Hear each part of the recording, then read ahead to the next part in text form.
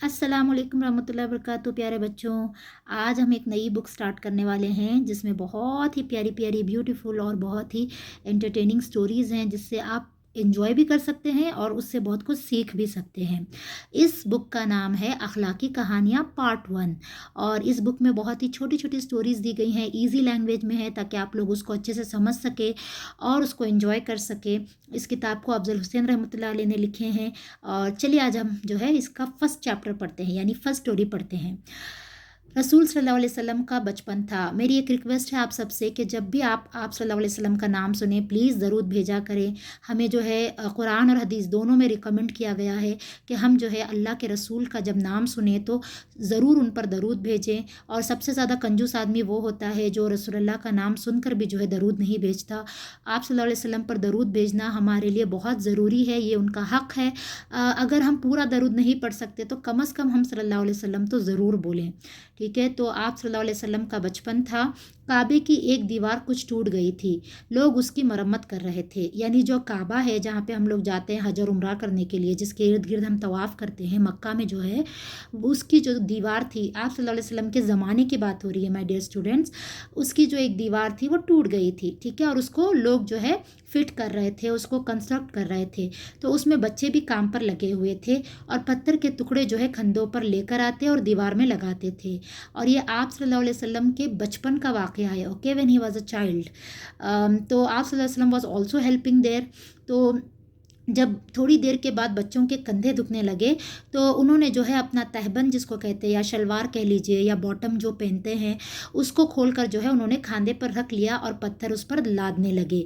तो देखिए, अगर हम ऐसी पत्थर अपने बॉडी पर रखेंगे तो हमारी जो स्किन है उस पर रैशेस भी होंगे, वहाँ पे जलन और जो है तकलीफ़ और ज़ख़म भी होगा, और जो है हमारे लिए मुश्किल हो जाएगा। इसलिए उन बच्चों ने क्या किया, वहाँ पे एक कपड़ा रख लिया और वो कपड़ा उन्होंने अपनी पैंट को बना लिया। ठीक है, उस पर जो है पत्थर रखकर वो लाद रहे थे ताकि काबे की उस दीवार को रिकंस्ट्रक्ट कर सके। प्यारे नबी सल्लल्लाहु अलैहि वसल्लम भी पत्थर ढो रहे थे। ढोते ढोते कंधों में दर्द होने लगा।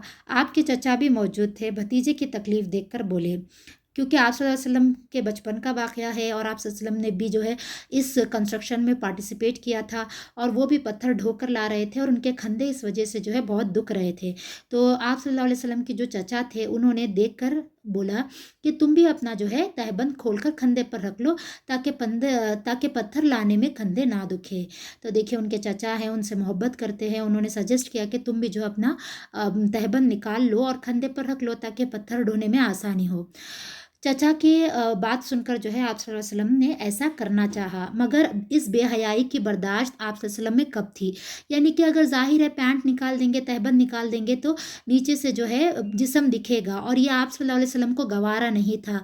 हुज़ूर सल्लल्लाहु अलैहि वसल्लम जो है बचपन ही से माशाल्लाह पाक-बाज़ और हया वाले थे। वो इतनी शर्म करते थे और बहुत ज़्यादा अपने आप को जो है बेहयाई के कामों से बचा कर रखते थे। कभी अपने जिस्म का हिस्सा नहीं खोलते थे और कोई बेहयाई का काम नहीं करते थे। यहाँ पर जबकि ज़रूरत थी और वो बच्चे भी थे और बाकी बच्चे भी ऐसा कर रहे थे, और उनके चाचा ने सजेस्ट किया तो भी जो है वो इस काम को नहीं कर सके और जो है इस बेहयाई को बर्दाश्त हरगिज़ नहीं कर सकते थे।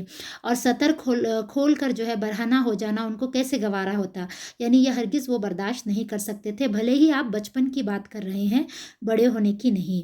तो गैरत के मारे जो है वो बेहोश हो जाते हैं, यानी कि जैसे ही वो कोशिश करते हैं अपना तहबंद खोलने की तो वो जो है बेहोश हो जाते हैं, और चचा जब ये देखते हैं तो समझ जाते हैं कि ये इनसे बर्दाश्त नहीं होगा, इसलिए जो है वो उनको मना कर देते हैं।